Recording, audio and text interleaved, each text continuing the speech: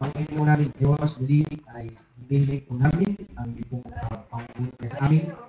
Kami po ay nagpapasalamat ni Panginoon sa lahat ng biyaya niyo po sa amin sa nakalipas na isang linggo. Salamat po Panginoon na kami po ay may pagkakataon muli na makapagbigay ng aming mga ikapo at handog sa inyo Panginoon. Naway pagpalain niyo po ang bawat isa, lalo po ang puso ng masayang pagbibigay Panginoon. Kaya po magkaloob ng bawat po na Panginoon. Pagpalain niyo po ang aming mga trabaho, mga hanap buhay, mga negosyo, kung sa gayon kami po ay makapagbigay at makatulong, makasuporta ito sa inyong gawain, marami po higit sa lahat sa pagpapahiganap po ng ibang Evangelyo sa lugar na ito. Pinipuli ka, di na nakila, binabalik po namin sa inyo lahat ng kapurihan sa pangalan ng Panginoon Kristo. Amen.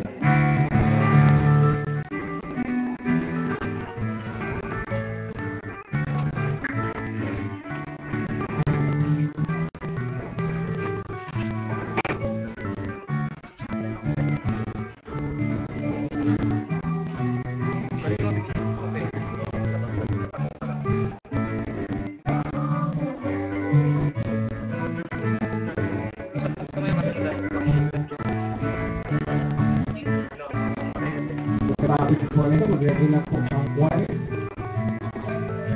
Kasi choir na Baptist Choir.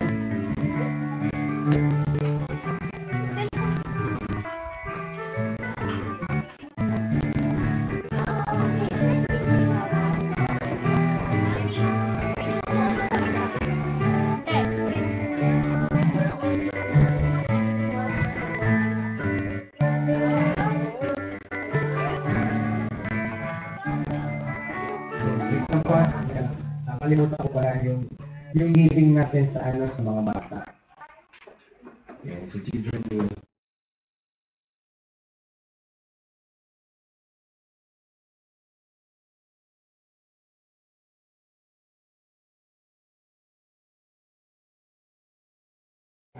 Children ministry.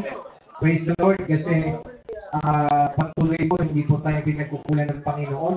Yung mga binibigay po natin ay naibibigay natin para sa pagkain ng mga bata and at the same time pagkain ng yung mga teachers and volunteers natin. Okay, so ipag-pray po natin. Pag-pray po natin yung pagbibigay natin sa bata for children ministry. Panginoon, salamat po muli na may pagkakataon na kami po ay makapag-contribute, makapagbigay para po sa children ministry. Panginoon, ito po yung pong pagpalain at lalo pong kalawagin, Panginoon, na matutuwan po namin ng mga kabata, Panginoon, kayo pong kumilos sama sa kanilang buhay, and at the same time, patuloy namin silang maakay sa inyong gawain, kasama rin po ang kanilang buong pamilya, magulang po nila, Panginoon. Naway palabutin niyo po ang kanilang mga puso, nang sa ngayon kapag kami po ay nagtungo na doon para bahagin na sila at pagpalabusabi, sila po ay maging bukas, Panginoon, sa inyong pong gawain. Salamat po at sa inyong pong papurihan, pagpalain niyo po ang giling po namin sa children ministry. Ito ang dalangin sa pangalan ng Panginoon Kristo. Amen. Yung pakilagay na lang po. And po, yung desire po ng heart natin, kung meron, yun po, kung wala, okay lang po yan. Okay? At ang Panginoon po mag-multiply ng giling po natin. Ngayon po, ready na po natin ng church choir. Yan, kung na nakailig na church choir. Ayan.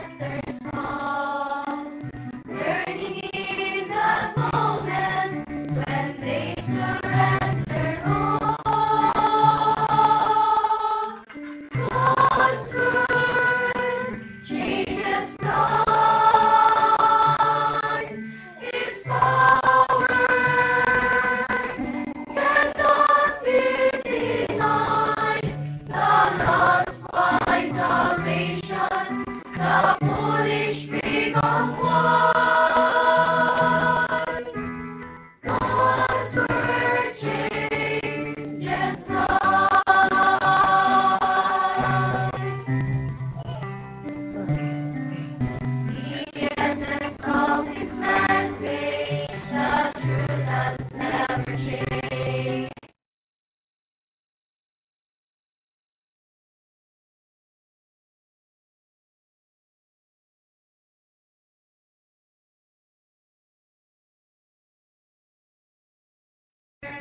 The authority of Scripture will lead the heart astray.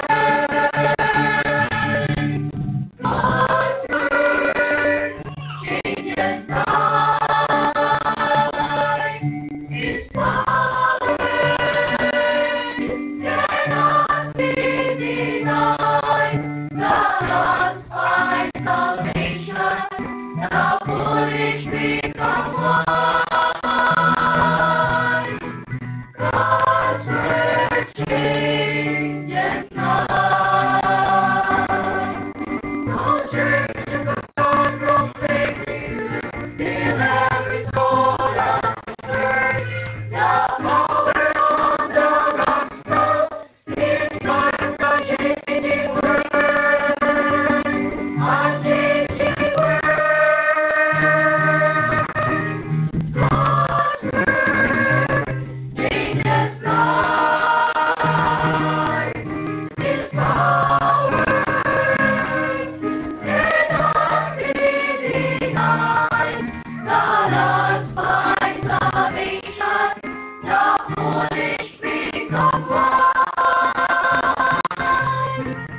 God's word changes lives. God's word changes lives. God's word changes lives.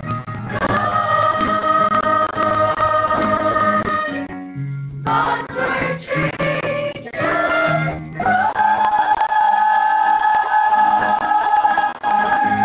Amen.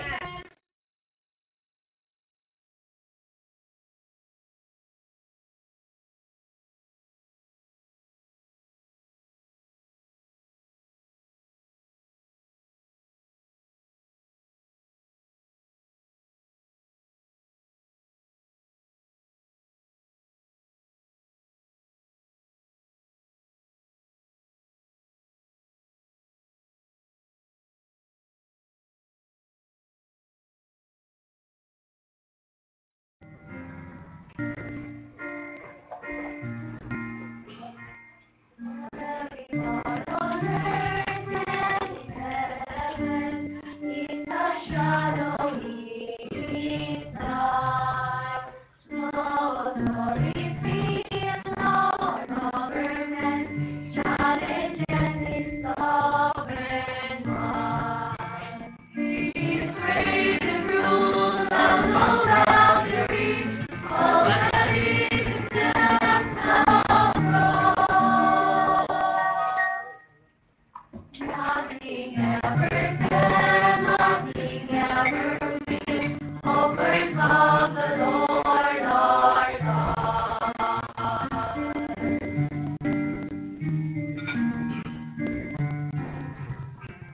You're well aware we were orphans once, dead and broken in our shame. Then you sought us out and adopted us. Now we bear His royal name. Every secret crime we have ever done is no match for Jesus' blood. Nothing ever can, nothing ever will overcome the Lord our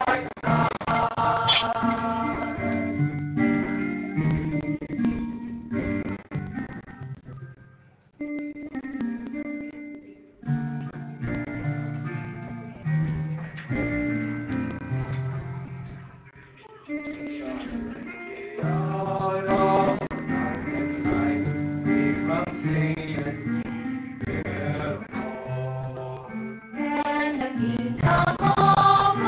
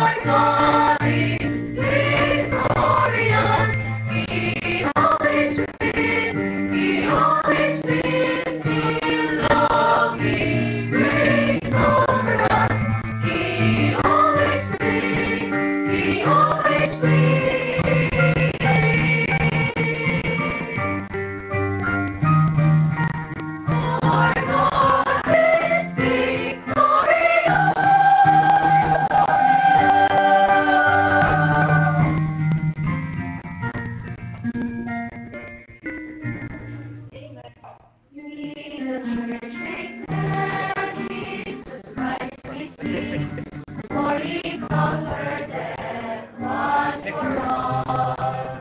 We believe in the light of his victory, following his gospel call. And when the story ends, we know Jesus wins, for his glory on his heart. But he ever will.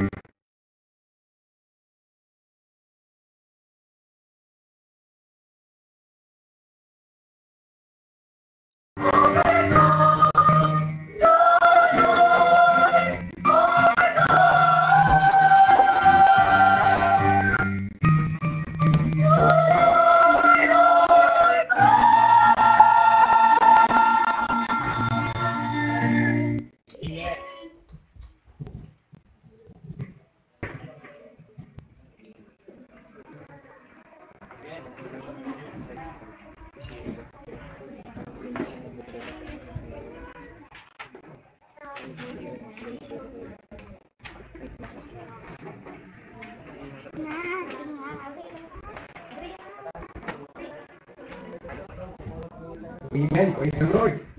Yan po yung kanilang kakantay mamaya doon. Combine po yan eh. 7 churches combine. Kakantay nila mamaya doon sa may San Jose de Monte, Bulacan. Okay, pagpunta po doon. Okay. So yan. Salamat sa Panginoon sa mga awitin na yan. At ngayon po, hindi na po natin patatagalin. Pakinggan na po natin ang salita ng Diyos. Tandaan na po tayo? Amen. Amen. Diyan na ba yung mga Bible na natin? Amen. At ngayon po, pakinggan na po natin ang ating pagsalita sa umapagin ito. Ang ating computer, Speaker Lex D. Kadura.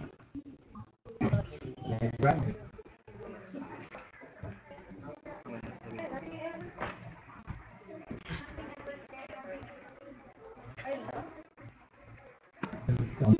Bakit po sa ating lahat?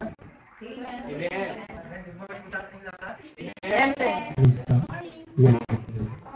Nasabihan na rin natin. Naglalala ka na yung natin.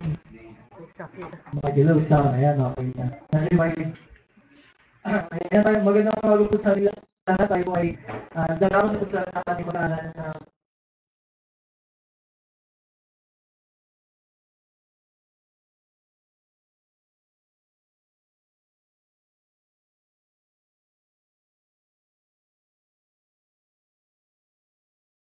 ngayon po natin, masagal na tayo po ay may encourage sa ng Panginoon at mag-continue po sa ating paglilingkod bilang sa Kristiyano. Huwag niyo pong tutulugan ha.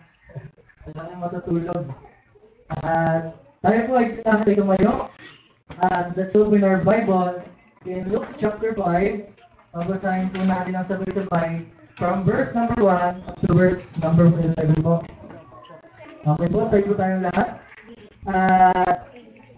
Samahan po natin yung bisita po natin ng Bible. Bigyan po natin ng Bible para po masama natin magbasa.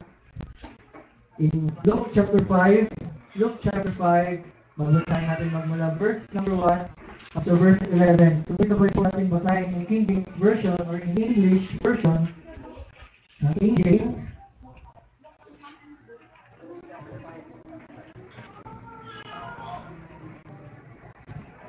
Nandiyan po tayo lahat. Luke chapter 5.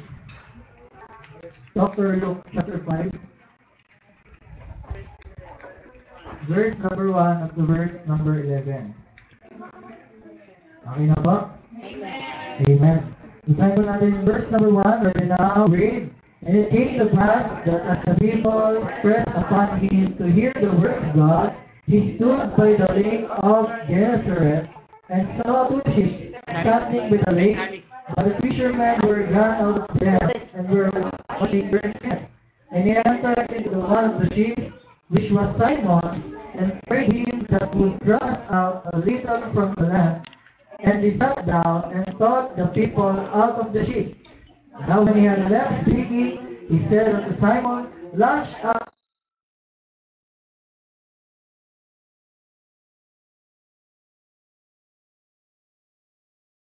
and have taken nothing. Nevertheless, at thy word I will let down the net. And when they had this done, they enclosed a great multitude of fishes, and their net brake. And they beckoned unto their partners, which were in the other ship, that they should come and help them. And they came and filled both the ships, so that they began to sink. When Simon Peter saw it, he fell down on his knees, saying, Depart from me, for I am a sinful man, O Lord. For he was astonished, and all that were with him, at the draw of the fishes which they had taken. And so was also James and John the son of Zebedee, which were partners with Simon. And Jesus said unto Simon, Fear not, for henceforth thou shalt catch men. Last verse.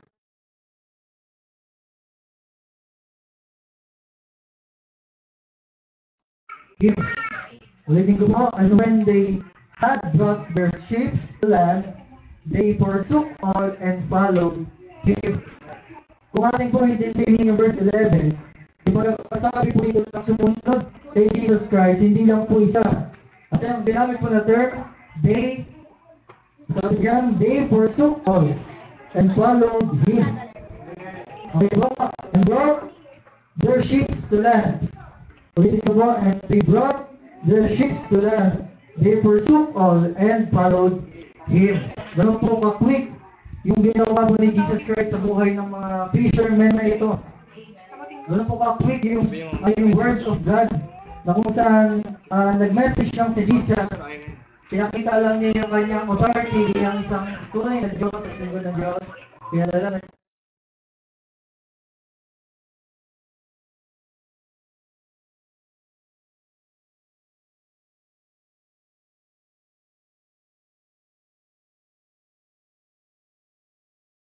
sa ulit. At manalangin po tayo sa Panginoon. Let's go ahead and pray. Our Father in heaven, thank you, Lord, for this morning. I pray, Lord, na salamat po sa another opportunity sa strength sa pagkakataong Panginoon na makapag-worship sa inyo, makapag-praise sa inyo, Panginoon, sa pamagitan ng aming sa inyong mensahe. Dalangin namin, Ama, na ang mensahe po ninyo ay gawin po ninyo quick but powerful, Panginoon, na kaya pong tumalos sa puso at isipan ng bawat isa, na kaya may talim sa aming mga puso ng bilang isang binggit na maaaring magbunga sa bawat isa sa amin. Kailangan namin, Panginoon, nalisin po ninyo ang lahat ng gulo na gawa ng kaaway, ingay, Panginoon, ang mula sa labas ang kalit sa loob. Tanggalin po ninyo ang kamagabagan sa isip ng bawat isa, ang mga alalahanin sa kanilang tahanan at sa kanilang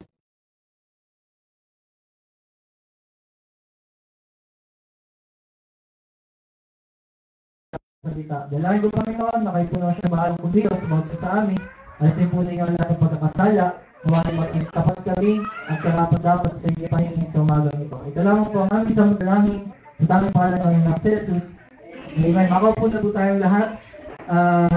Hayaan po natin yung salita ng Panginoon siya muna sa atin. Matuwid po tayo sa aming pagkakamali. Wala namang, I pray and hope na wala pong ma-discourage sa atin, but rather to encourage us. No, kasi yun po yung design ng Bible sa atin. Ano po, yung hindi po tayo na-discourage sa Word of God, but rather to encourage. Pag na-discourage po tayo, diyan po nag-start, nawawala tayo mag-ministry at maglingkod sa Panginoon. Likewise, kapag yung Word of God nag-encouragement sa atin, kabaliktaran po ng kayo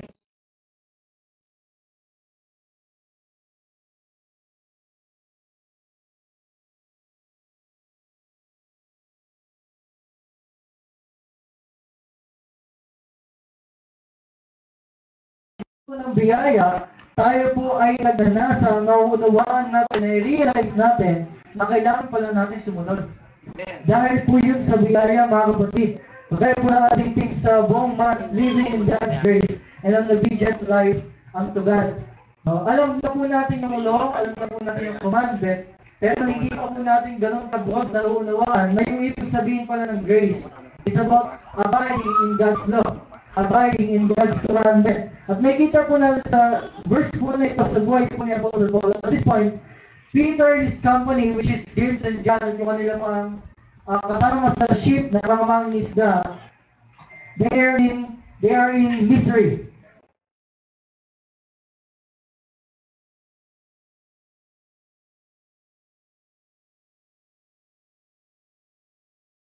Magdamag na ng isda. Isipin po ninyo kung gaano kahirap yun. Simula kahapon, nangisda ka pa kagabi, hanggang kanina madaling araw, hanggang pagdating ng umaga, wala kayong nahuli kahit isa. Doon po ka total misery. Talagang lubok po yung buhay ng mga fishers na ito. Di ba nga sa bahay natin, pag walang makain, talagang total double, rumble, ang init ng ulo, talagang nagagagulo. Kaya naman, at this point of Peter's life, talagang naiintindihan ko kung siya ay magagalit kapag si Jesus Christ umakyat sa ship niya para mangaral pa.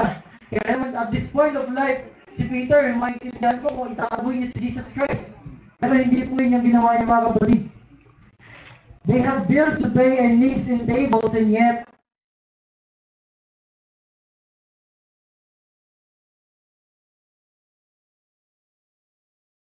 faith.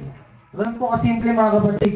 Sabi ni Jesus Christ kay Peter, throw your net, and Peter obeyed. After that, grace showed to them, and there much fish in it. Kung saan napunit pa, yung pagkakasabi dito, napunit pa yung net na dala-dala nila sa sobrang bigat po ng isda kanilang nahuli. And God again commanded them, follow me. After po ng pagkakuha po ng mga isda, ng pagbingwit nila ng isda through their net, God commanded them, follow me. Ganun po kadali yung utos ng Panginoon sa kanila, and so they left their boat. Ano pong ginawa nila in verse 11? Sabi, and when they had brought their ships to the land, after po nilang makaland sa pangpang, ano pong ginawa nila? They forsook all. Iniwan nila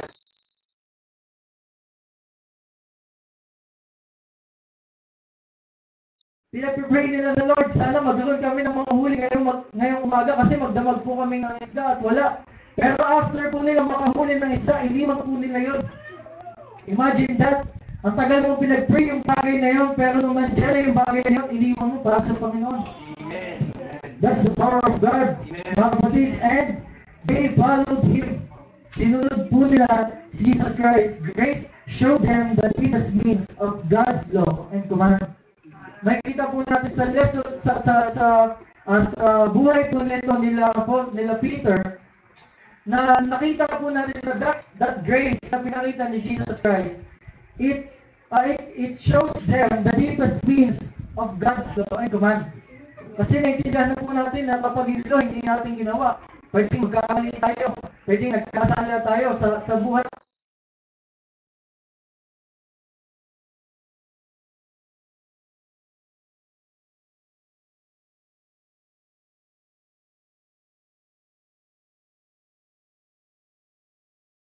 May isang katanungan po sa mga bagay natin, mamaya makikita po natin. Through grace, we follow Christ. And we follow God's command. Now, by getting that grace na kinuha natin kay Jesus Christ, we understand what we must follow God's command. Doon po natin naiintindihan yung bagay not just because there's a reward. Given na po yung mga kapatid. Not just because we're here in God's wrath. Yung takot tayo, mapalo tayo ng Diyos, pagsahan tayo ng Diyos, pag di natin siya sinunod. Not just because we're good people or person na nakatingin sa iyo, not just because of anything, but because you got the grace that you have now. Amen. Yun po yung mismong nais parating sa ating Apostle, ni Apostle Peter sa kwento ng buhay niya ito.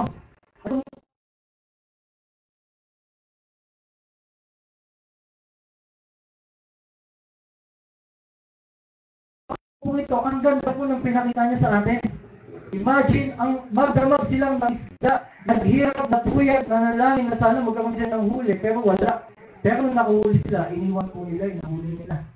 Bakit? Kasi gusto po nilang sumunod sa Panginoon. Peter followed Jesus Christ, not because he just saw his miracle in the Sea of Galilee.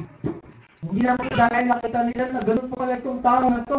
Na itong tao na nalamakal kanina, talagang Diyos pala siya. Hindi po dahil doon. No, but because he heard God's grace and blessing of salvation through Jesus Christ. After po nilang marinig yung salvation na dala ni Jesus Christ na makakaharap siya, at after po mapakita na tayo, mapatunay na talaga ako yung Diyos na pinagdadala ng Diyos sa kanyang iligtas. That moment, that time, nag-decide po si Peter. Sabi niya, sasama ako sa Panginoon. Totoo pala ito, tagapagligtas na ito. Bakit magdadawat pa ako na ibenta mo ng mga isana to? Bakit magdadawat ako na itong bangka na ginagamit yun, na inakilahan ko? Kailangan ko pang i-asikasuhin yung mga lahat bago sumunod sa Panginoon, pero hindi po.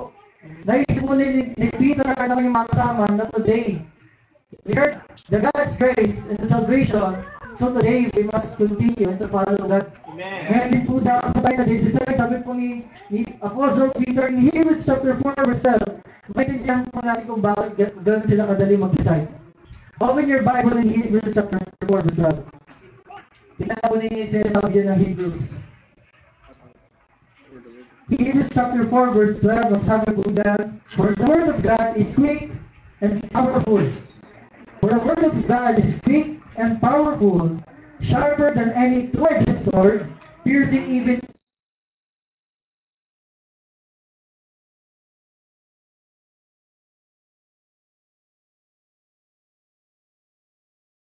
talagang maiintindihan na po natin yung grace na binigay sa atin ng Panginoon, yung kanyang salita po na ibinigay sa atin. At kung sabi dito, the word of God is quick and powerful.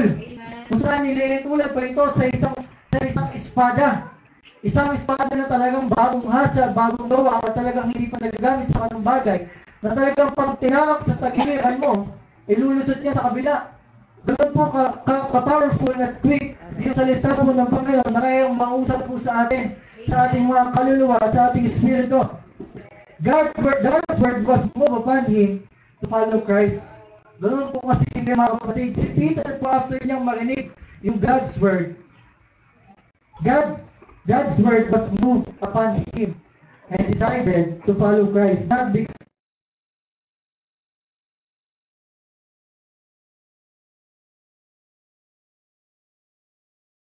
nila Peter, na lahat po ng disciple, lahat po ng mga after po ng prophets, alam na po nila na meron pong darating na Messiah.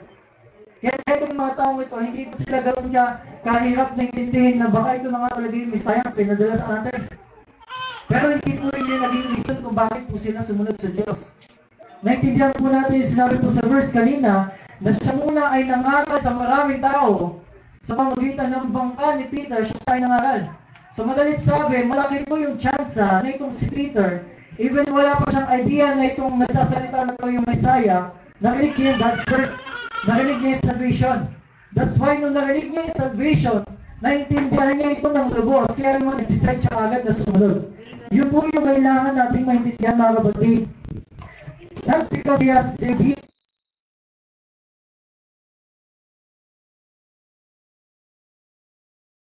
yes. Dahil po yung sa salita na ginamit po ni Jesus Christ, yung salvation po na natanggap ni Peter. Ngayon, bakit po may mga tagaparinig? Bakit po may mga ibang Kristiyano na hirap pong intindihin at gawin yung ginawa po ni Peter? Madali lang po yung sagot dyan. Natatandaan niyo po yung lakisan natin last week. Ang sabi po daw, there are 4 kinds of fears. Ano po yung una? Lazy hearer. Second, lonely hearer. Lukewarm hearer. Loving hearer.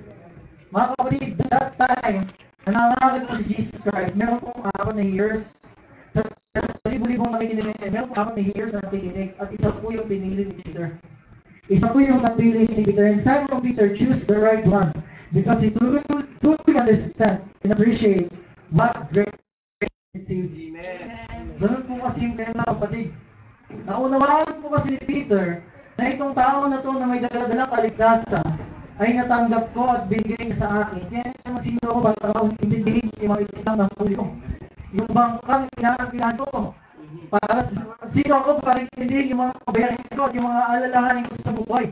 Binigay niya sa akin yung kanyang kaligtasan. Kailangan kong sumunod sa kanya. Mga kapatid, at alam po ninyo, during Old Testament, simula po lang po sa buhay pa lang ni Adam and Eve. From the beginning, God wanted Adam and Eve to follow Him. For God gave them the grace first to live freely. At hindi po naintindihan ng mag-asawa yun. Kaya po wala sila sa path ng nais ng Diyos kasi hindi po naintindihan yung grace.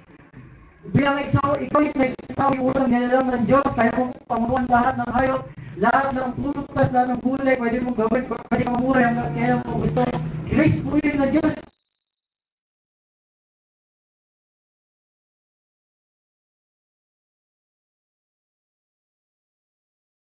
yung ginagawa ng grace sa atin pag hindi po naiintindihan yung grace. Dumadating po tayo sa point na tayo po ay naging disobedient sa Panginoon. Sa buhay po ni Noah, after God gave grace to Noah that He commanded him to make an ark. Diba? Siya po ay tinawag ng Panginoon. Imagine, sa dami-dami ng taong nabubuhay sa mundo, siya yung nakikita ng Diyos, pwede niyang magamit. Grace po yun. Imagine po, hindi po susunod si Noah, paano po yung mundo? Paano po yung next generations? Paano po yung mga susunod na ikaw na nabubuhay ngayon? Paano po yung salvation na meron tayo ngayon? Sa buhay po ni Abraham, na siya ay ginamit ng Diyos para sa isang bagay na tinatawag sa kanya, sa lugar na specific na tinatawag sa kanya, kung hindi po siya sumunod. Paano po yung lahi na susunod? Mahirap po natin na yung grace po, yung tumutulong sa atin to understand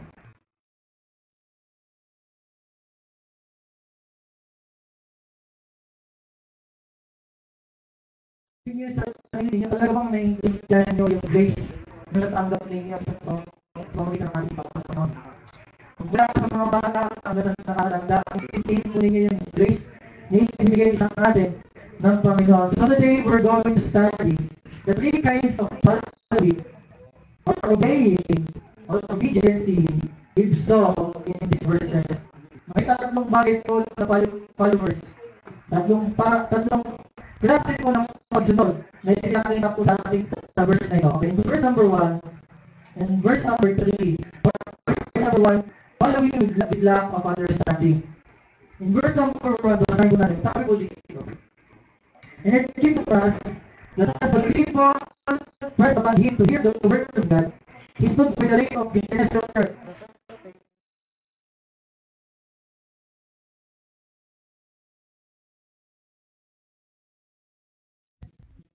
Pauwi na po itong mga fishermen na ito. Kasi nga, talagang miserable na sila, piling nila, hopeless na sila. Piling nila, walang-wala na kasi magharap po simula kahapon na magdamag, wala silang nahuli talagang. Sabi na, pahinga na tayo, wala na tayo mapapala dito. Naglalakohan na lang tayo. Kumbaga pa sa buhay ng mga riders, sa mga joyride, sa mga movie, talagang wala nang makakuha ang booking, wala nang masaya mo, maglalawan na tayo dito. Sasaya na tayo ng mga oras. Wala na tayong magiging pasaya mo, wala na magiging. Ganun po yung naging thinking ng mga fishermen dito. At in verse number 3, nakikita natin, and he entered into one of the ships. Okay? Ganun po kasimple yung ni Jesus Christ. Pagdating po nila doon ni Jesus Christ, kasama yung multitudes, ang dami nakasunod sa kanya, gusto makinig ng kanyang message. Nagkataon, na itong mga fisherman ito, nalapon na yung kanilang bangka sa pampab. Pagbuhugasan ng kanilang nets, nakita ni Jesus Christ. Ang daming tao, paano nila ako mayrinig? Makanya ako dito. Wala nang tanong-tanong. Ganun po kasi ito yung ginawa ni Jesus Christ. After po niya makita yung bangka, umakyat po siya. Sabi po niya, which was Simon's? Bangka po yung Simon. And he prayed him that he should trust a little from the land. And he has sat down and taught the people out of the ship. Nung nakita niya may bangka, pag-akyat niyang ganon, sabi niya, pwede ba akong mangaral dito? Kita po natin yung naging action ni Jesus Christ. Pwede ba akong mangaral dito? Siyempre, pag ikaw si Peter, anong magiging, umalis ka nga, mag-aaral ka ba? Nakakyat na yung tao. Kung gusto lang naman niya gawin,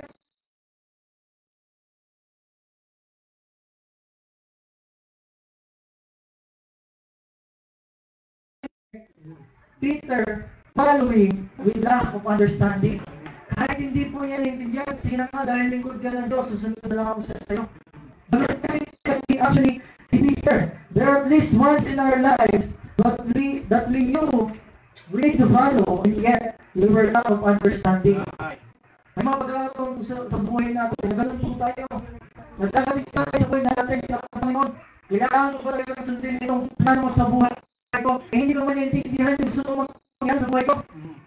Ang sa buhay po ni Noah, yung panahon po ni Noah, sobrang hindi pa po nangyayari yung bagyo. Kung bumagyan ang bod.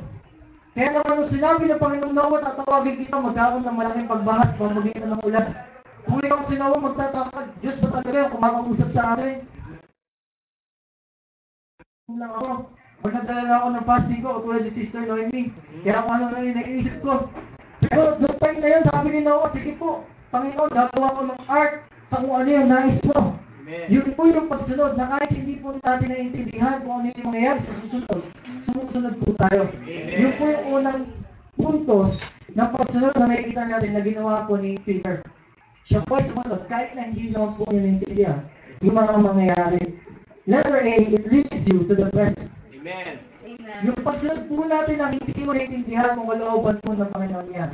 Mga kapatid, it leads you to the best. In Proverbs 33 verse 5 to 8, ang sabi po ng Bible, trust in the Lord with all thy heart, and lean on thine own understanding, and in all thy ways acknowledge him, and he shall direct thy paths. Be not wise in thine own eyes. Fear the Lord and depart from evil.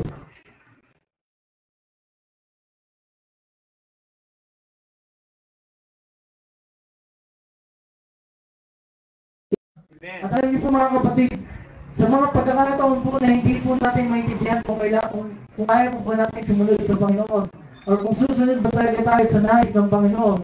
Kung may mga time sa buhay natin na matutulog na lang ba ako, magsisimba ako, kung magpapahinga na lang ba ako, magpapractice pa ako ng choir, kung ipapahinga ko na lang ba ito, kung sasama pa ako sa soul winning, mga kapatid, kung susundin po natin yung nais sa Panginoon, masabi po niya, inaayos na po niya yung landasin ng ating buhay. Right. Yung buhay po natin parang race field po yan.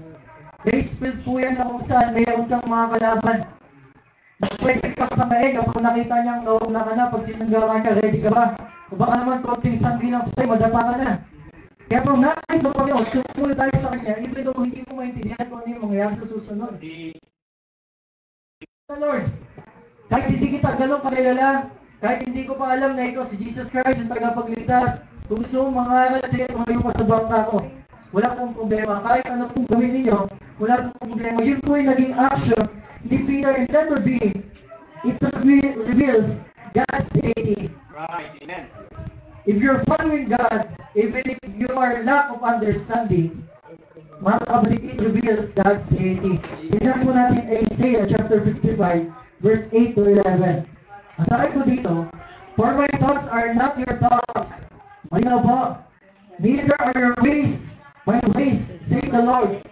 For as the heavens are higher than the earth, so are my ways higher than your ways, and my thoughts than your thoughts. Ganun po pinaintindi sa atin ng Diyos na kailangan mo pating sumunod kahit hindi mo naintindihan. Amen. Bakit? Kasi minsan nakikita mo na maganda yung mangyayari sa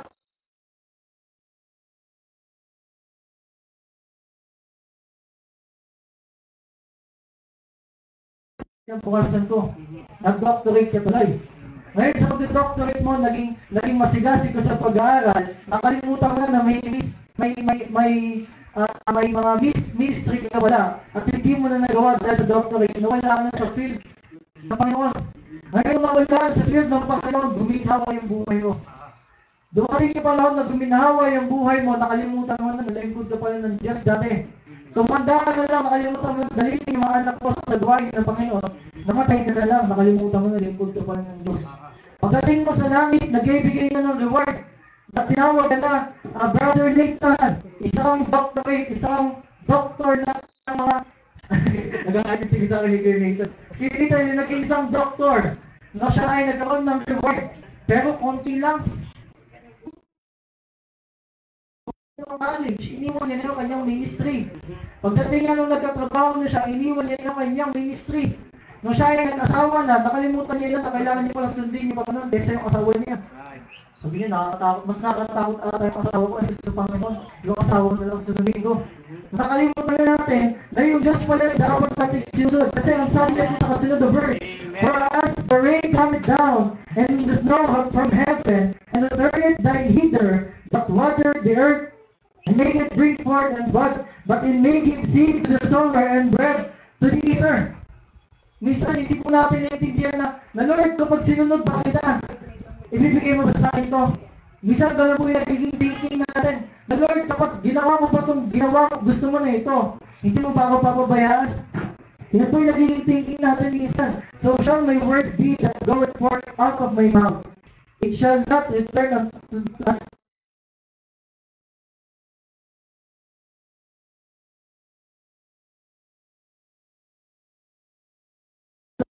kung saan naiisip mo na pag ginawa ko ito, wala nang makan, sabi niya dito, and it may give seed to the sower. Imagine mo, ikaw nagtatanim, bibigyan ka na ng ipang-ani mo. Sa mga, may mga experience ko dito ng pagtatanim. Ang binhi po na itinatanim ninyo, binibigyan lang po ba sa inyo or binibili ninyo? Meron ba dito nagsasabi natin? Wala, sige ko lagi ko lang kanas. Si Papa lang pala, si Papa. Kasi dito mayaman dati. Si Papa kasi nakalasan daw po niya yung maaga gumigising. Yung seed na itatanim nila, bibilin pa nila yun. Madalit sabi, mamumuhunan muna sila. Pero sabi ng Bible, para ka daw isang nagtatanim na kung saan bibigyan ka ng ibang tatanim mo. Ikaw ay bibigyan na lang ng tinapay na kakainin mo. Kapag ikaw daw ay sumunod sa Diyos, na kahit hindi mo naiintindihan, pagdating na sa point na walang-wala ka na, hindi ikaw yung mag-provide nun. Kundi yung Panginoon kayo magbibigay sa iyo ng kung ano yung pagkukulang mo.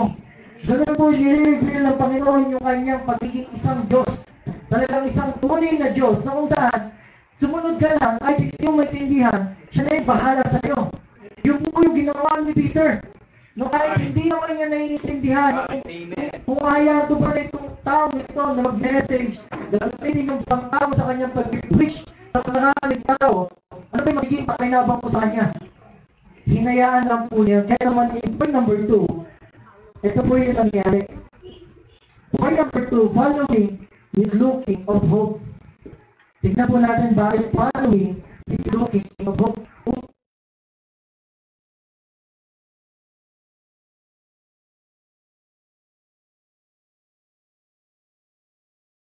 Peter, he followed by looking for hope.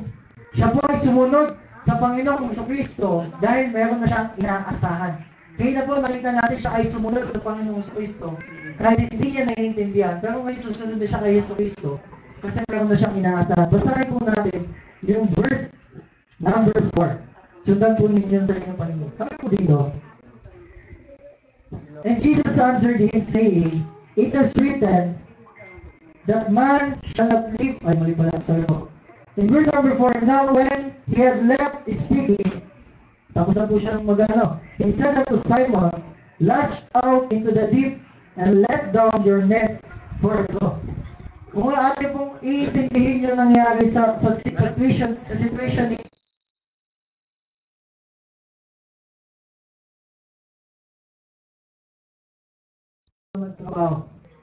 then after mo makarinig ng message, sasabihan ka ng preacher, Brad. Sasabihin sa'yo, Brad, pumunta ka doon. Mangisda ka. Gawin natin mas simple. Nakadating mo lang ng simbahan, galing kang trabaho, gutom ka, pagod ka, sasabihan ka ni Pastor, Brad, maghuhugas ka ka, dami kasing hugasin eh. Kung ikaw yung sasabihin ng ganong pastor, susunod ka o hindi? Hindi. Nakapagdalawang isip, di ba? Nakapagdalawang isip, Pastor, sige, susundin kita, pero pakainin mo naman muna ako. Kung ilalagay po natin sa situation po ni Peter that time, pagod po sila, gutom po sila, puyat po sila, after po niya makarinig ng message habang naglilinis ng net, ang sabi po sa kanya ni Jesus Christ, in verse number 4, launch out into the deep.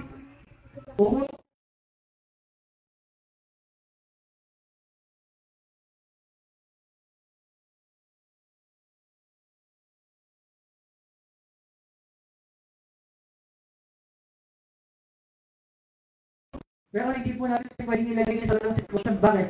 God is all-knowing God. Amen. Alam po niya na itong mga tao ito, nangisda na maghapon, magdamag, kahapon pa lang mangingisda na sila. Alam niya na itong mga tao ito, kailangan ng grace, kailangan ng salvation. Kaya naman nung naglalakad si Jesus, alam niya na itong mga tao ito yung kailangan niyang unang puntahan. Amen. Alam ng Diyos na ikaw na nandito ngayon, alam niya na kaya kanyang utusan at kailangan mo sumunod sa kanya. Hindi na dapat magdalawang isip. In verse number 5, and Simon answering and said unto him, Master, we have toiled all the night. Nagpaliwanag pa po siya, tingnan nyo ha. We have toiled all the night and have taken nothing. Okay? Nevertheless, at thy word, I will let down the net. Nagpaliwanag po siya, Lord. Maghapon po kami ng isda. Magdamag po kami naglambat.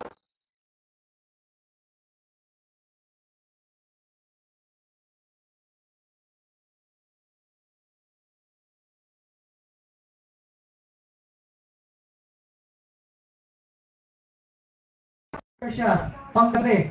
Kasi wala yung call center talaga natin, absent ngayon. Panggabi siya. Tapos, nagsimba siya kinabukasan. Sabado siya pumasok. Kinabukasan ng Sunday, nagsimba siya, puyat siya. Pero pagdating niya, sabi sa kanya ni Pastor, sis, pwede ba na ipagluto mo muna ako ng almusal kasi nagugutom ako. Tapos sabihin na ng sister ni Pastor, dahil sabi mo, kahit puyat ako galing sa trabaho, kahit pagod ako, kahit nagutom ako dahil nagtatrabaho ko maghapon pagdamag, dahil sabi mo, gutom ka, ipagluluto na kita. Parang ganun po yung naging scenario ni Peter. Pagod, gutom, puyat, inutusan ni Jesus Christ na mangisda ulit. Mahirap pong mangisda. Pero sabi po ni Jesus Christ, mangisda siya. Ano pong sabi niya? In verse number 5,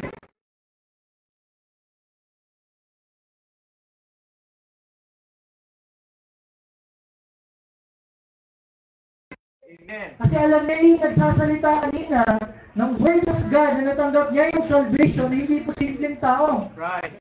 Alam niya yung dating pinapakinggan niya sa mga teachers and masters nila na mayroong dating na Messiah. Nung nakita niya yung tao ito na nag-message na nag-preach na ng salita ng Diyos, alam niya na ito na yun. Alam niya na siya na yun. Alam niya na kahit anong mangyari, kung ano yung sasabihin ng tao ito, susunod na ako sa kanya. Amen. Alam niya na yun. That's why in point number 2, following with looking for hope. Okay, following with looking for hope. Gawin po natin sa mas magaling po na. Peter followed because he knew na kapag sinunod niya itong taong ito, magkakaroon talaga ng madaming isda. Naiintindihan po niya yun. Na kapag sinunod niya itong taong ito, kahit sa same spot sila tinuturo ni Jesus Christ, same spot na maraming huli, pero that time wala. Same spot na tinuturo sila ni Jesus Christ, alam nila na makakahuli na sila at that time. Mga kapatid, they are following because they looking for hope. Nakakaroon po sila ng pag-asa. In Deuteronomy chapter 11, verse 26, verse 28, behold, I set before you this day a blessing and a curse. Dalawang bagay po yung mga kapatid. Isyalo ka lang kayo, dalawang bagay yung pwede mong makuha. A blessing or a curse. Malino po? Amen. Masaya ba kayo? Dalawa yung pwede nyo makuha? O nalulungkot na kayo kasi meron pa lang curse. Wait, papasahin ko kayo. Kasi kung unbeliever pa kayo, curse lang pwede ninyong makuha. Kaya sa ating mga kabataan, sa ating bisita, blessing po na narinig ninyo yung salvation. Kasi it's either magkakaroon kayo ng blessing kapag sumunod kayo sa Panginoon or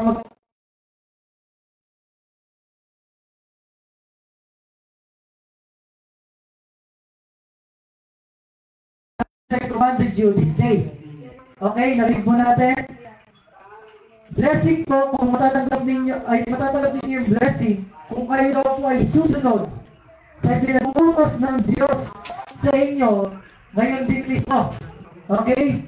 And then curse, if you will not obey the commandments of the Lord your God, but turn aside of the way which I command you this day, to go after other gods which you have not known.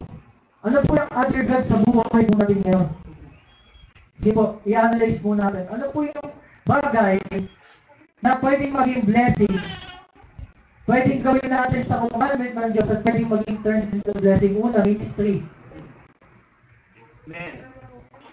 Worship service.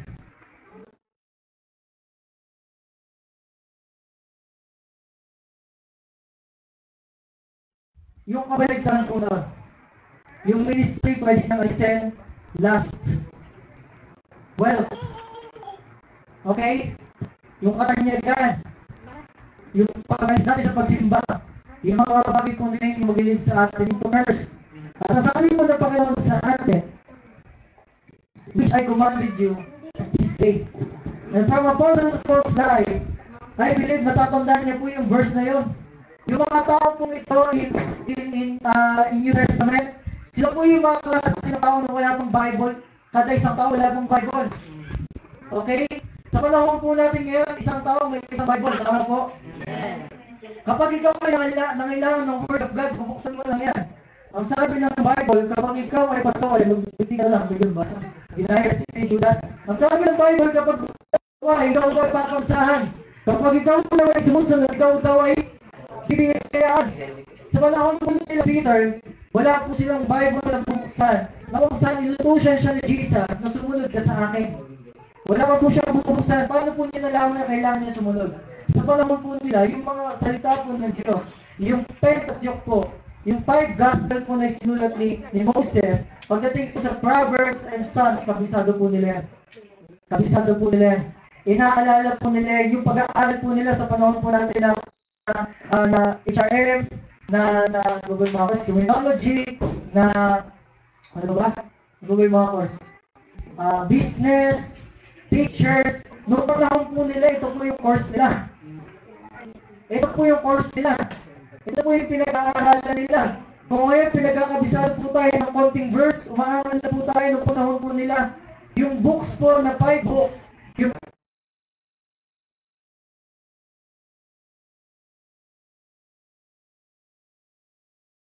panglaban sa kanilang sarili.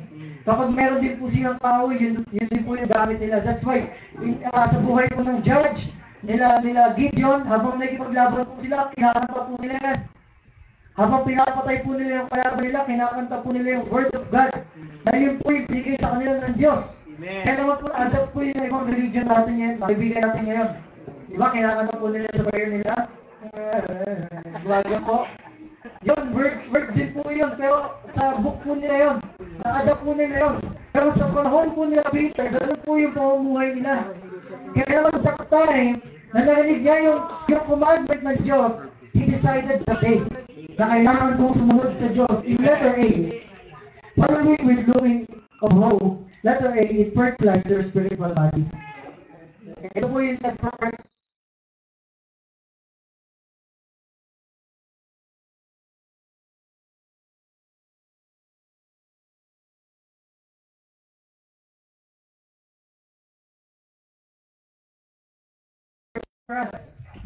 yung mga bagay po na yun yung dapat tignan natin sa ating buhay, sa ating sarili. Sabi po dito, against such, there is no law. Okay? And they that are in Christ have crucified the flesh with the affection of the lust. And if we live in the Spirit, let us also walk in the Spirit. Kasi napako na nga daw tayo kasama ni Kristo. So kung mamumuhay na tayo, doon na tayo sa kasama tayo ni Kristo, let us not be desirous of vain glory. Baka walang paguluhan, huwag na daw natin paglasahan, huwag na daw natin pagbigyan ng atensyon at ng oras, provoking one another, invading one another. Baka nagkipag-away ka pa ng brad, huwag ka na mag-criminology.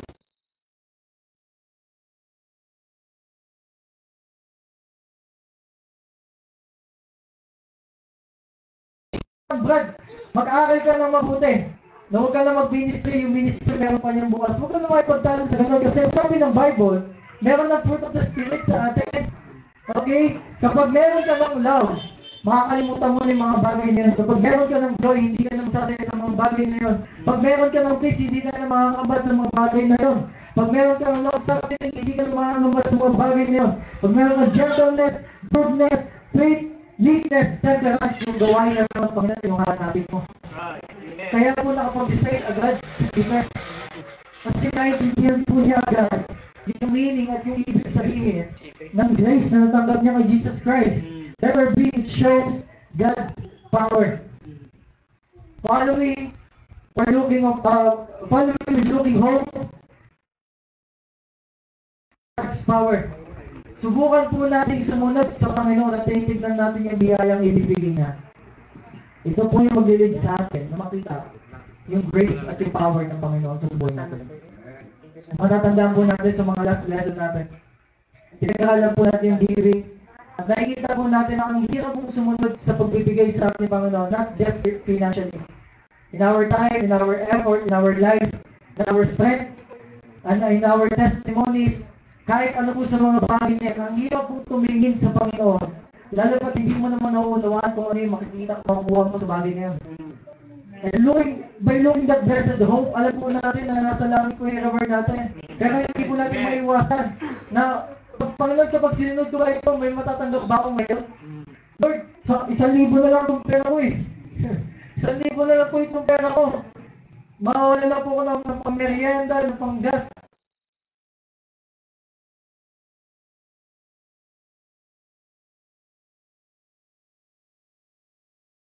Ganyan mga kapatid, yung Diyos hindi po madamot.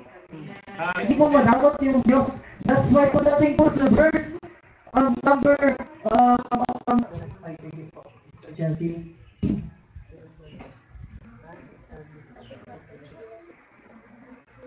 Ayan, basahin niyo po ulit. In verse number 6. Sundan po niyo in verse number 6 po. At 5.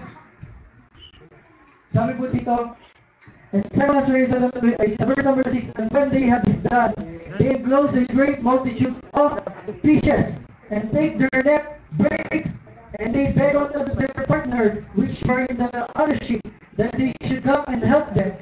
And they came and filled both the ship so that they began. Kasi, nakikita mo natin doon, noong time, ito pong si Peter, sumunod po sa Diyos, pero iba na po yung goal niya. Sabi niya, susunod daw dito kasi baka tayo magkaroon ng huli. Pero aside from that, alam po niya na yung sinusundan niya, hindi simpleng tao. Hindi simple lang na messenger, hindi lang simple na master.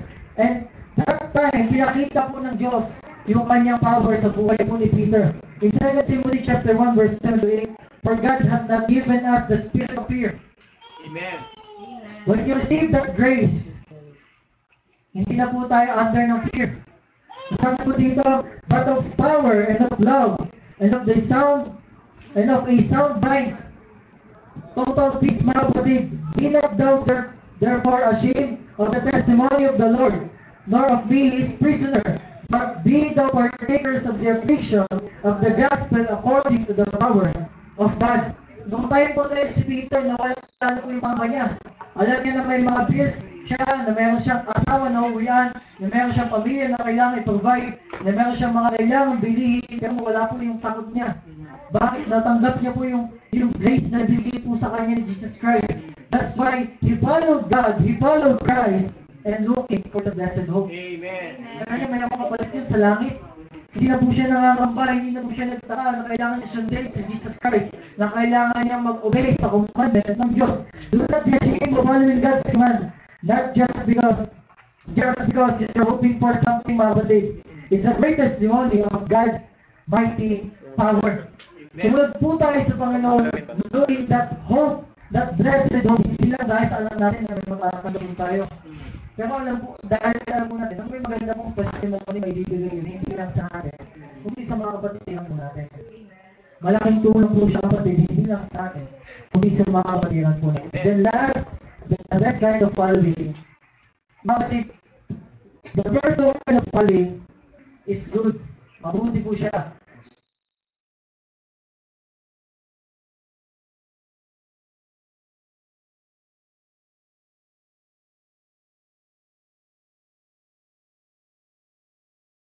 We're looking for the best following you can achieve. Meron pa din pong mas best na pagsunod na pwedeng natin maibigay sa Panginoon at sa Diyos. Okay? The third point, following with leading of grace. Following with leading of grace. Kanina po, following with lack of understanding, hindi mo naman unuwaan pero susunod ka. Second thing, following with looking of hope, susunod ka kasi alam mo na meron kang reward sa langit, meron kang matatanggap na blessing dito sa mundo. Pero mga kapatid, much more pa din po yung following with leading of grace. Amen. Following with leading of grace. This time Peter didn't think if he really understand what he's doing. Okay? In verse number 8 to 11, tinatawag na siya ng Panginoon sumunod sa kanya. Nandun na siya sa point na hindi niya maintindihan kung ano yung kasunod ng buhay niya. This time Peter didn't look for hope that will assist his needs. Hindi niya tinignan kung meron pang blessing na matatanggap kapag sumunod na siya sa Panginoon. Bakit yung blessing na tinignan niya materially sa isda? Pero nag-decide na siya na umalis na doon. So meaning, hindi niya na tinitignan kung ano yung hope na pwede niyang tignan sa Panginoon.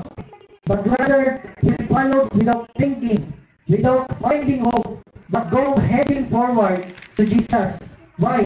Because he knew by His grace, understanding will come and hope will be. Amen. Mga kapatid, ganun po yung design ng Diyos sa atin. Minsan dakaling tayo sa time na gusto natin, maunawaan muna natin lahat. Pero sige na nga, dahil may Diyos ako, kahit hindi ko maunawaan, susunod ako. May mga time sa buhay natin na susunod tayo sa Panginoon, mag-abay tayo sa lawyer and command niya, basta mayroong hope. Pero nagbago po yan. Ang sabi po ng Bible sa atin sa buhay po ni Peter, he followed Jesus because he knew by that grace that he received, he understand and will come. He understand will come.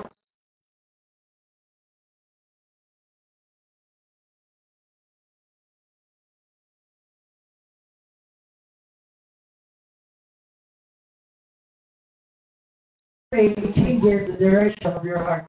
Amen. If you understand the grace of God, it changes the direction of your heart. Let there be, it push you to surrender your all.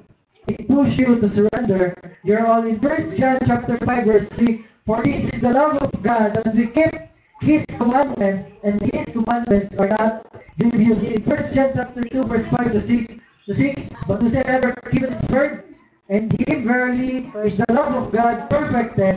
Hereby now we that we are in Him. He that saith he abideth in Him, ought himself also walk even as He walked. Naiintindihan po ni Peter na itong taong ito kailangan niyang sundan. Amen. Kaya naman naiintindihan niya na hindi ko na kailangan mamuhay sa sarili ko. Right. Kung paano mamuhay itong taong ito, ganun din dapat ako mamuhay. Amen. Ganun po naiintindihan ni Peter yung pagsunod sa Diyos. Ganun po naiintindihan ni Peter yung grace na inunok sa kanya ni Jesus Christ. Ganun po naiintindihan ni Peter yung grace na natanggap niya. Hindi niya kailangan intindihin kung ano yung mangyayari sa kinabukasan. Hindi niya na kailangan intindihin kung ano yung matatanggap niya kapag sumunod siya kay Jesus Christ.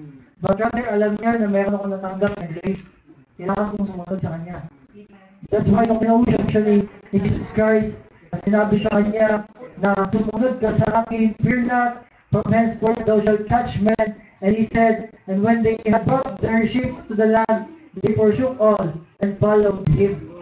Without hesitation, without doubting, Peter, James, and John, and his brother James, na hindi na po nagdalawang isip, they followed Christ. In our conclusion, Mark chapter 10, verse 16, mamaya po, ibabalik po natin. In conclusion, in Mark chapter 10, verse 13 to 16, meron po isang bata sa parangalan po ni Jesus na lumapit.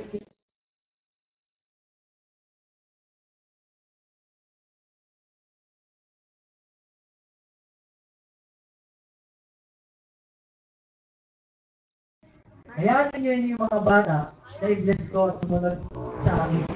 Sinaway niya yung mga disciples, hayaan niyo sila. Ang sabi niya in Matthew chapter 18 verse 4, whosoever therefore shall humble himself as little child, the same is the greatest in the kingdom of heaven. Tingnan po ninyo. Kaya Nathan, dito ako kay Nathan. Sabi ka, dali. Dali, dito ka sa Nathan. Kasi Ate Chelsea na lang. Ate Chelsea. Ito. Ate Chelsea. Meron daw isang batang lumapit kay Jesus. Pero sinaway daw po siya ng disciple. Tinabuli daw siya, pinalis daw siya. Pero sabi ni Jesus, huwag niyo siyang paalisin. Hayaan niyo siyang lumapit kasi yung karin ng lahat sa kanya. Kung hindi kayo magiging isang bata katulad nito, hindi mapapos sa inyo yung karin ng langit. Ano ibig sabihin? Kailangan po bata tayo para maligtas tayo. Hindi po. Ang sabi po niya sa Matthew chapter 18 verse 4, ang sabi niya, ang sino mang hindi ilalagay yung kanyang buhay sa tulad ng isang batang ito, sa kahambulan ng batang ito, sa kababang loob ng batang ito, hindi mapapasa kanyang kanya ng langit. Right. Doon po yung design sa atin ng Panginoon sa buhay ni Peter. Nakita po na Diyos na itong si Peter, kailangan niyang maging isang humble child. Kailangan niyang alisin yung kanyang mga pagnanasa sa buhay sa mundo. Kailangan niya ipagpakumbaba yung kanyang sarili. Kaya naman nagawa niyang sumunod sa Panginoon. Mga kapatid, Christ teaches us to take the humble attitude of little children. Bakit? They are always willing and ready to obey. Yung mga batang po yan, pag inutusan mo maghugas yan, niya, pero susunod po yan. Sisimaka po yan, pero susunod po yan. Pero yung mga matanda po, pag pinaghugas natin ngayon,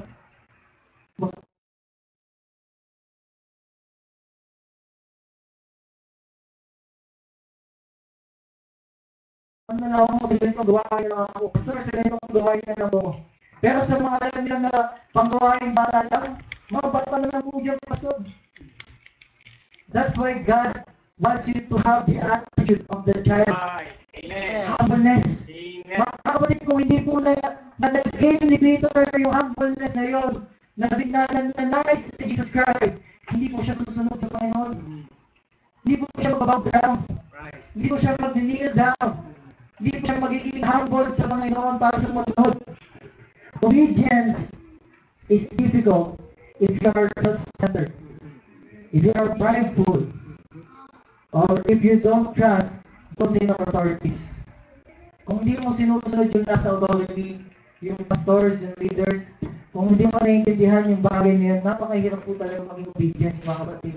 Ang hirap pong sundin ng law. Ang hirap pong sundin na command. Ang hirap pong intindihin ng grace. But it is always best to obey God, not just for rewards, but because He is good and knows our futures and what is best Right. for us. Amen. Yun na lang po yung intindihin ninyo. Amen. Na yung grace po na natanggap ninyo, siya na po yung bahala sa inyo. Hindi na po natin kailangan mag-isip pa ano yung pang kinabukasan ko. Ano yung pang sinain ko bukas. Ano yung pang pang-bito ang ulam bukas. Ano yung pang pamasahe ko bukas. Kasi Diyos na yung bahala doon. Sabi po dito, mga kapatid, remember, from the beginning, there's a law. Nandun na po yung law. From the beginning, nandun na po yung law. But God elaborates His law by His grace through Jesus Christ. Hindi po natin maaalis na yung law nandun na po kay Adam and Eve. Nandun na din po yung grace. Hindi po nawala yun. Pero pagdating po ni Jesus Christ, napako po siya sa cross, natanggap po at receive mo yung grace, na elaborate po yung ages.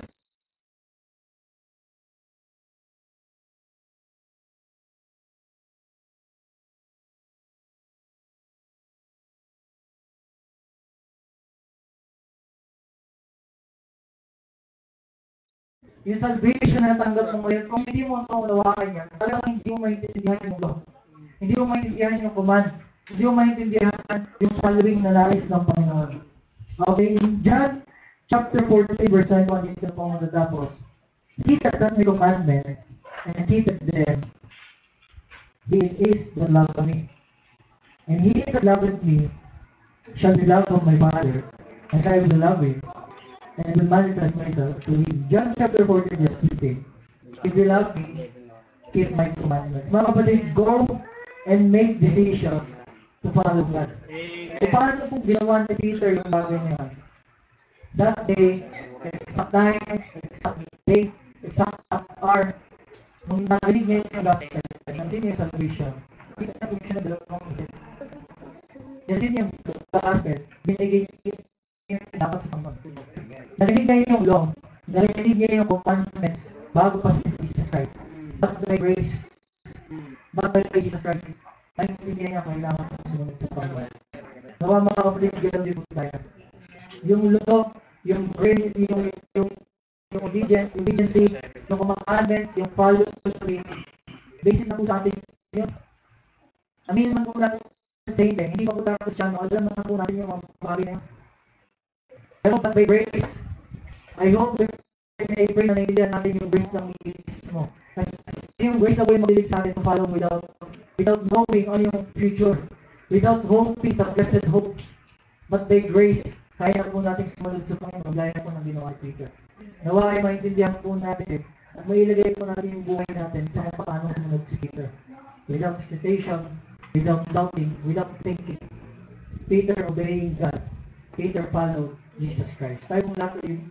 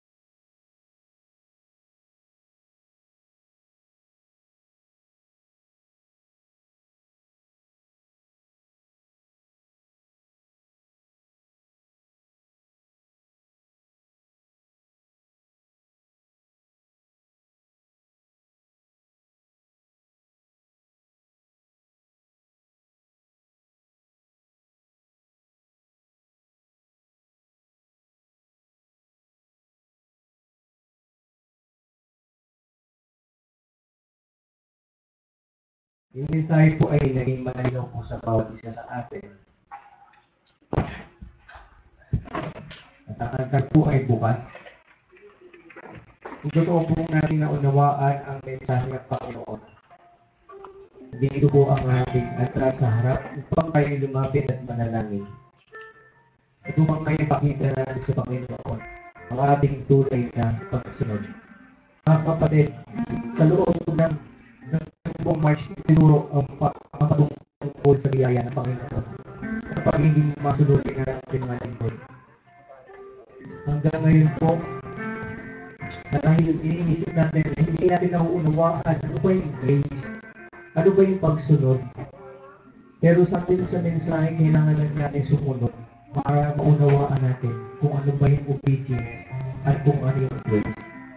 Minsan mga kapatid, pinapatigas lamang natin ang ating mga puso. At ayaw natin magkaroon ng complete obedience sa ating Panginoon. Kung sa mga nakarang mensahe, nakarang linggo, hindi natin siya intindihan na unawaan.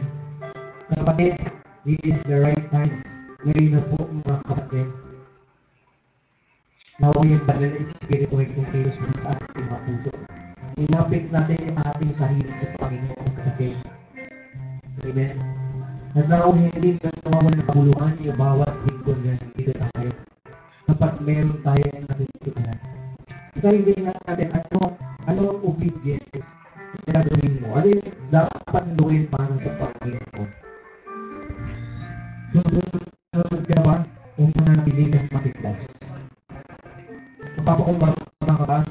Kung mananatili ka rin, tatakas mo yung sarili mo. Dahil, Panginoon, kaya ko to. Without you, I can do these things. I can do all of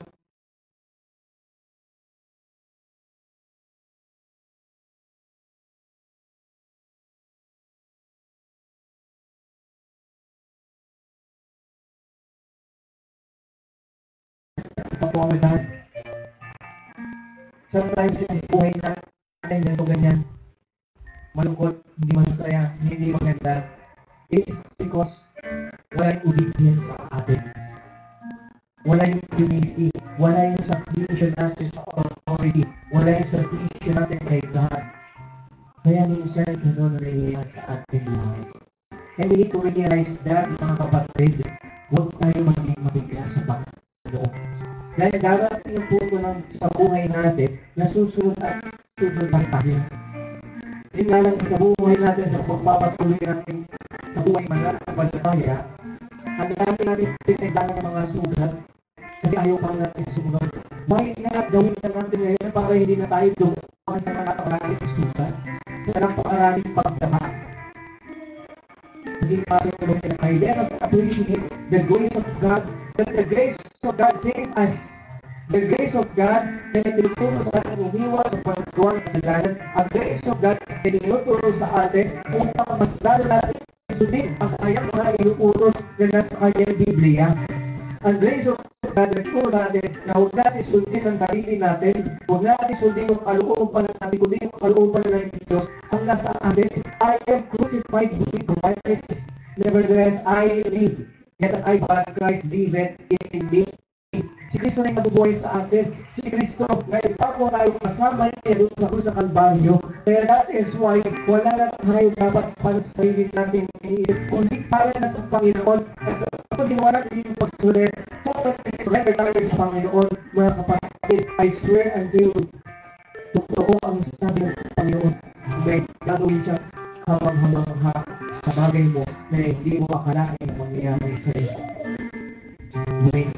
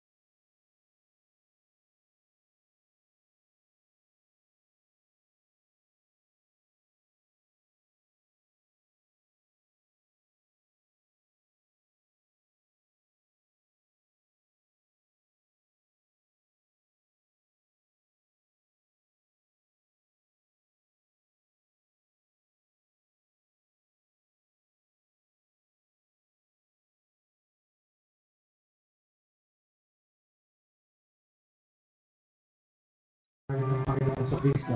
Amen. Amen. With the glory. Maybe one sa mensahe ba? Si Peter ayaw sumunod. Sorry. Si Peter, yan yung time na nag-backslide sila Peter. Namatay si Jesus Christ. Hindi, akala nila walang resurrection.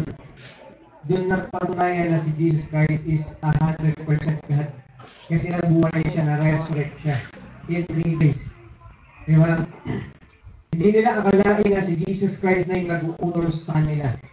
Tama? Yung sa kwento. Hindi nila akalain si Jesus Christ na yung nag-uutos. Pero sila Peter, sumusunod pa rin sila. Amen? Iniyagis nila yung lambat. Sabi ng Panginoon, iyagis mo sa malalim. Sabi ni Peter, buong pagdapat namin dito, master, nangulit ng isda. Pero wala pa rin huli. Pero walang ginawa ni Peter. Sumunod pa rin sila. At nung sumunod sila, anong gamit nila? Yung net nila. Yung net yung gamit nila. Okay? Nanilipit na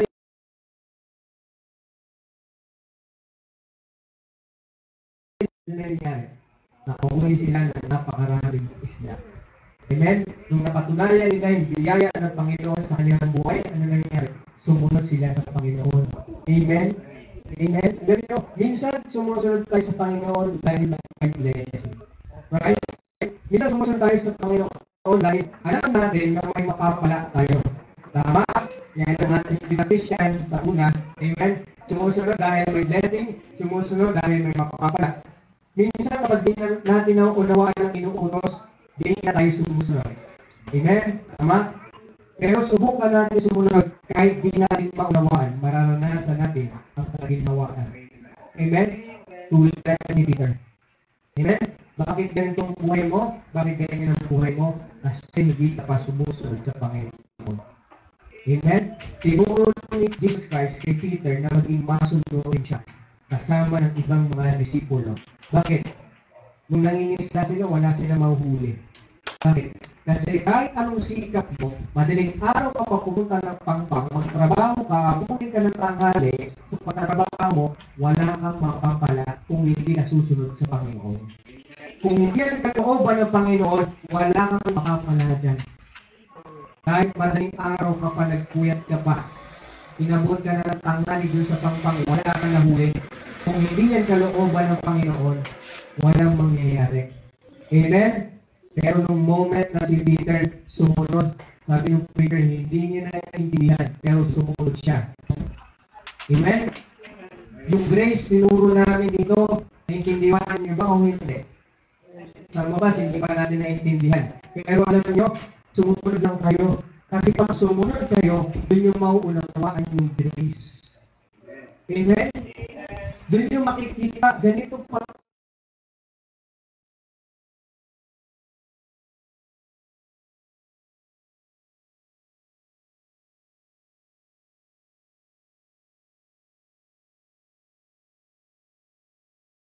Ma-experience yan.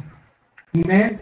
Si Peter sumunod na experience niya yung miracle na ginawa ng Panginoon. Halos hindi na niya mabuhat yung nakaba dahil kasi sobrang bigat. Amen? Nagduda pa nga sila Peter eh. Kasi ang sabi ng Panginoon, ilaglag mo yung mga lambat. Pero ano lang nilaglag ni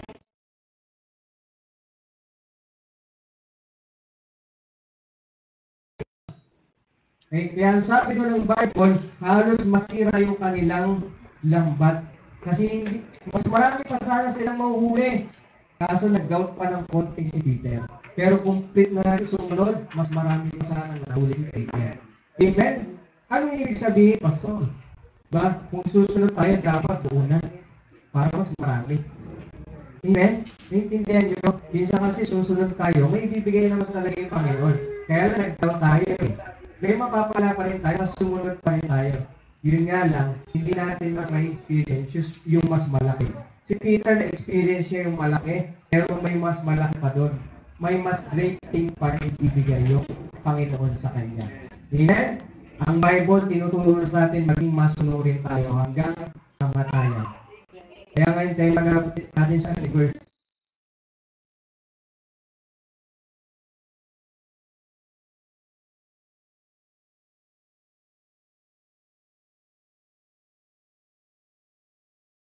Ako next month, backside na ako. Okay?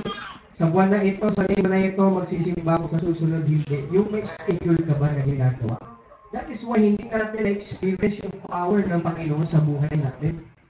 Right?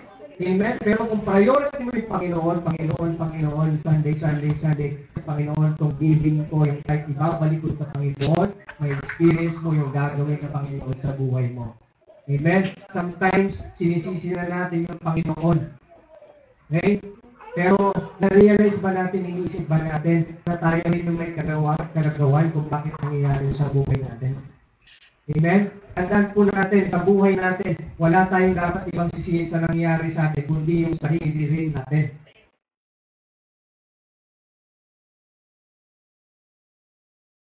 Epekto yan.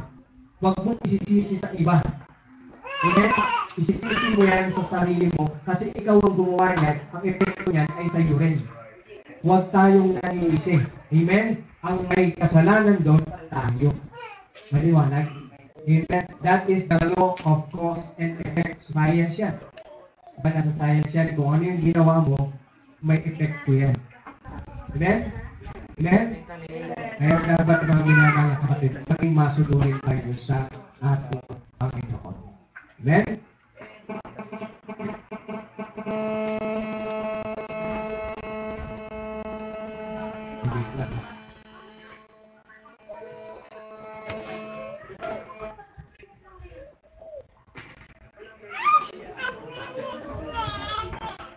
May tumawag na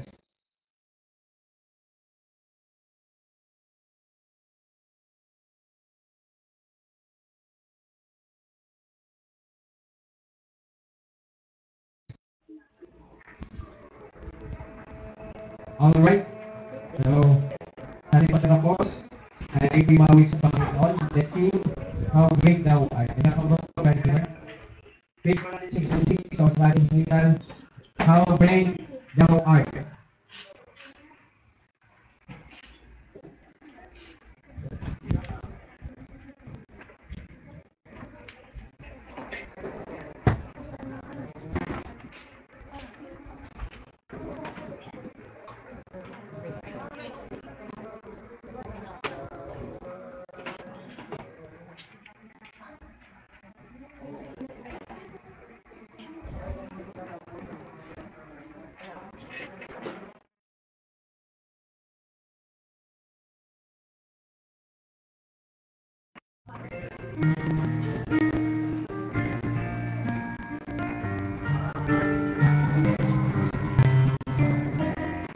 Amen. Oh Lord my God. First and second, ready to sing.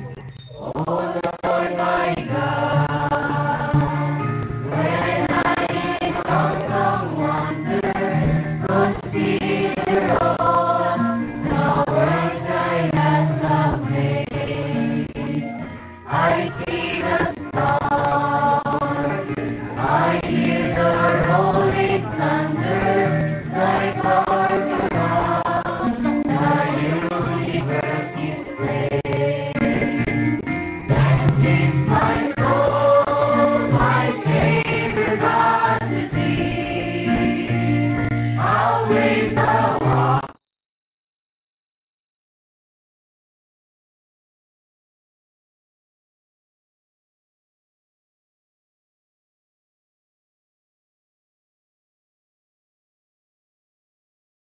How great thou art. Went through the woods and forest glades I wander and hear the birds sing sweetly in the trees. When I look down from lofty mountain grandeur and hear the blow and feel the gentle breeze. Let's go. Then sings my soul, my Savior God to thee.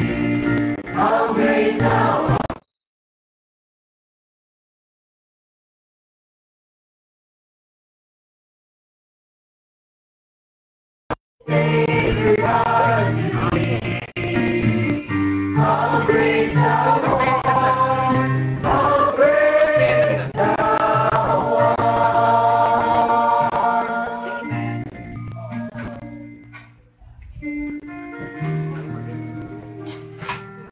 Jude 1, 23 to 24 to 25.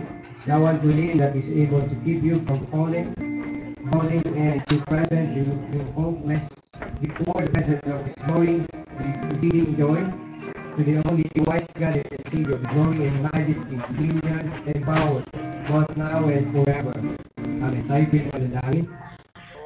Aming Ama, Diyos namin dakila, maraming salamat po sa tapos namin ang worship service. I pray God na naging maayos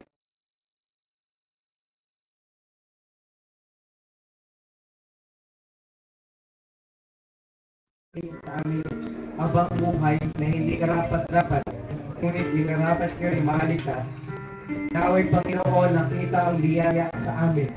Naway ang aming pagsambay naging katanggap-tanggap, Panginoon, at hindi ito nawala ng kabuluhan ang amin. Panginoon, salamat po sa inyong tinulong sa amin sa umagang ito, sa pamamagitan ng inyong preacher, na inatin sa amin ang mga aral, Panginoon, na nasa Biblia, na dapat po kaming maging makasunod sa mga salita mo na inagiling sa amin. Panginoon, pagpalayan niyo po nawa kami ng iyong mga salita. Naway ito po ay aming maisabuhay. Panginoon, nilalapit ko rin po sa inyo ang aking mga kapatiran na bawat sa amin na siya pag-iingat ng Panginoon sa loob na naman po ng isang linggo na aming pagdaraanan.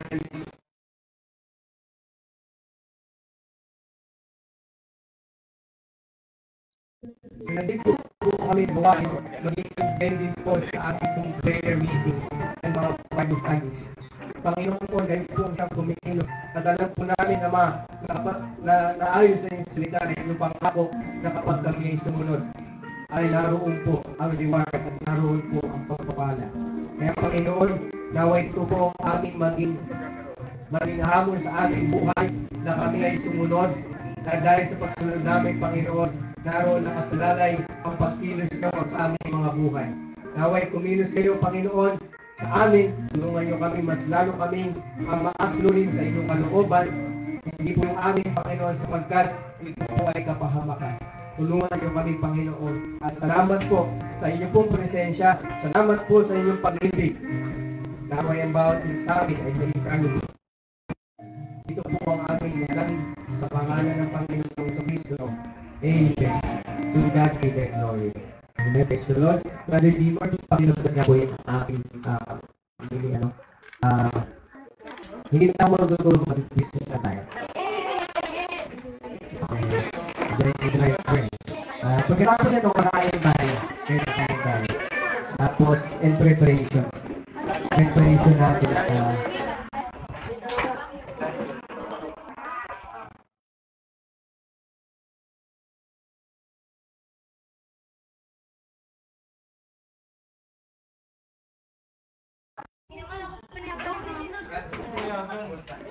Hoy, ako mo ka naman.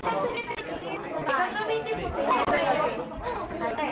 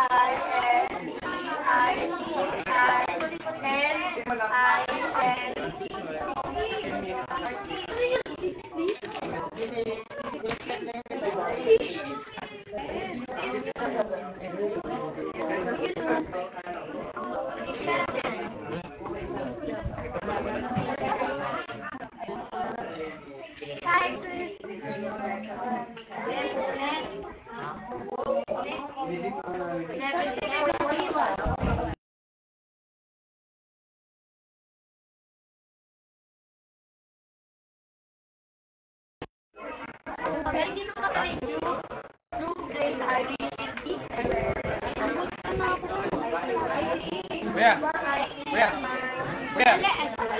Shopee. Shopee. Shopee.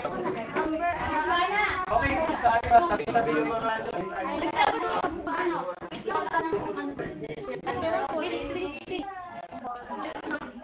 Hello, hello. Tabi-tabi na po kayo. Quiz lang to. Quiz.